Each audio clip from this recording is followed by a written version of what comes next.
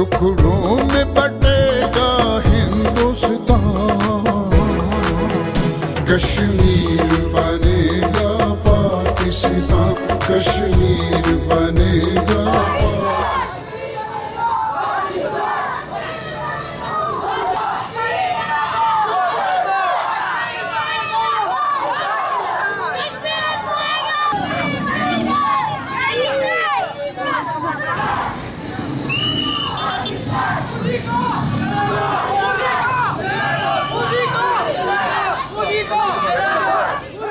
نن څلور اتیا ورځې وشوې خو چې د کلي نه د کشمیر مسله راوچته شوې ده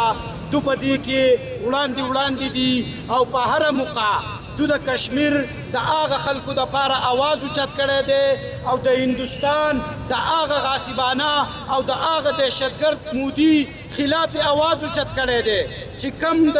تیرو څلور اتیا ورځو نه هغوی د کم ظلم او بربریت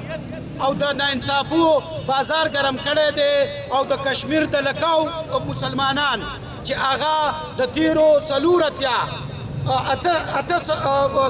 ورځو نه په قید کې دي نه هغوی ته دوايان شته هغوی ته هلته د ډوډو هغوی ته د اشیاء خوردنوش قلت پیدا شوی دی نو زه د دوی شکریه ادا کوم او دا تمه لرم چې دغسې به دو د کشمیر د دې مسلمانانو سره شانه به شانه ولاړي او د سوات خلک سیول سوسایټي د سیول ډیفنس رضاکار د خپل کور ماشومان او د سوات دا خلک به هم د دو سره اوږه په اوږه ولاړي